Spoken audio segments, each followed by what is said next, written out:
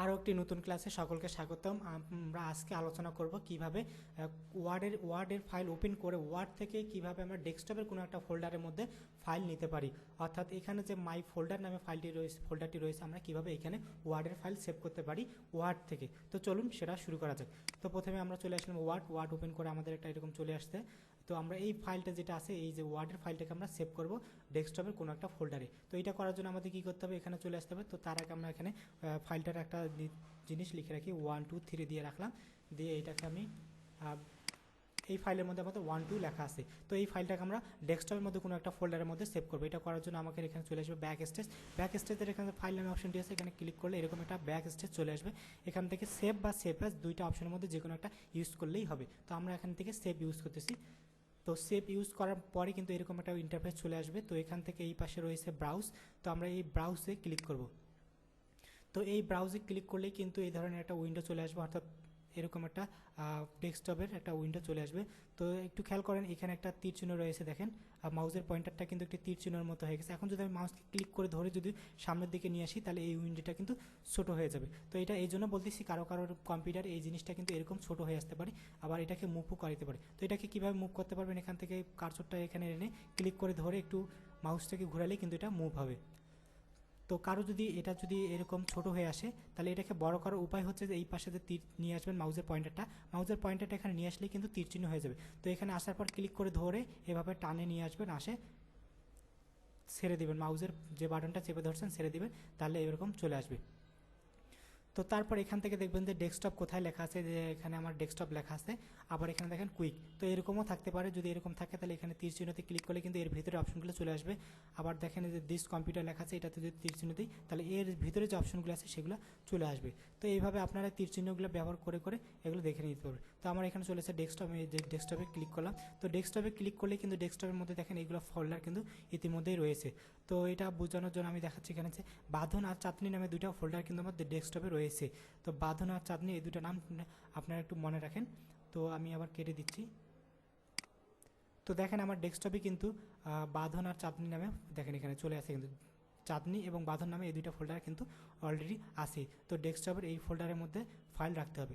তো আমি এখানে একটা ফোল্ডার তৈরি করে নিচ্ছি। প্রথমে ফোল্ডার তৈরি করে নিলাম, নিয়ে লিখে দিলাম 2025 দিয়ে কিন্তু আমি এই ফোল্ডারটা সেভ করে দিলাম। তো এই ফোল্ডারের মধ্যে আমি ফাইল নিয়ে আসবো। তো কী করবো, ওয়ার্ডে চলে আসবো, আসে ব্রাউজারে ক্লিক করব। ব্রাউজারে ক্লিক করার পর ডেস্কটপে ক্লিক করে ডেস্কটপের মধ্যে যতগুলো ফোল্ডার আছে এখানে কিন্তু দেখাবে। তো দেখেন আমি যে 2025 যে ফোল্ডারটি তৈরি করছিলাম সেটা চলে আসছে। তো আপনার যে ফোল্ডারটি ডেস্কটপের মধ্যে ক্লিক করবেন সেই ফোল্ডারটি কিন্তু এখানে দেখাবে।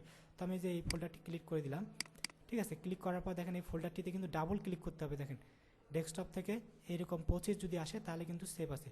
তো তারপর এখানে যে ফাইল নেম আছে, এই ফাইলে আমি যে নামটা দিতে চাচ্ছি সেটাই চলে আসবে। তো আমি ফাইলের নাম 1 2 রেখে দিতে চাচ্ছি। দেওয়ার পর এখানে আমি সেভ দিয়ে দিলাম। তো আমি এটা ক্লোজ করে দিলাম। তো দেখেন এখানে 25 ওপেন করলাম, ডাবল ক্লিক করে দেখেন আমার কিন্তু এখানে ফাইলটা চলে আসছে। তো এভাবে আমরা প্রতিটা ফাইলে কিন্তু সেভ করতে পারি। তো আমি আবার পাওয়ার পয়েন্টে চলে আসলাম, পাওয়ার পয়েন্টে নতুন একটা ফাইল নিয়ে নিলাম, ঠিক আছে। এই পাওয়ার পয়েন্টে একটা নতুন ফাইলে আমরা একটা চিহ্ন দিয়ে রাখলাম। তো আমরা এইরকম একটা দিয়ে রাখলাম, দিয়ে রেখে এই ফাইলটাকে আমরা সেভ করব।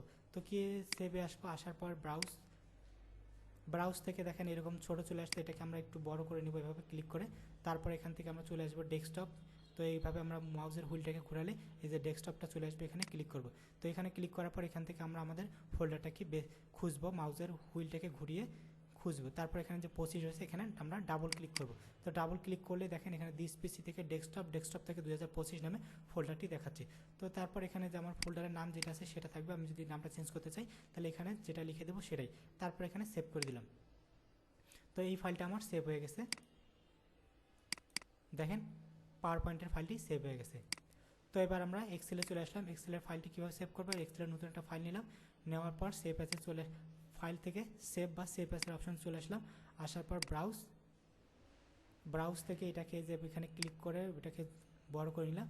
তারপর এখান থেকে মাউসটাকে হুইলটাকে ঘুরিয়ে আর ডেস্কটপে চলে আসলাম। ডেস্কটপে আসার পর মাউস থেকে হুইলটাকে এখানে মাঝখানে নিয়ে ঘোরালাম। এই যে 2025 নম্বর ফোল্ডার চলে আসলাম, এখানে কার্সর রেখে ডাবল ক্লিক করলে আমার ফোল্ডারটি কিন্তু ফাইলটা চলে আসছে, ঠিক আছে।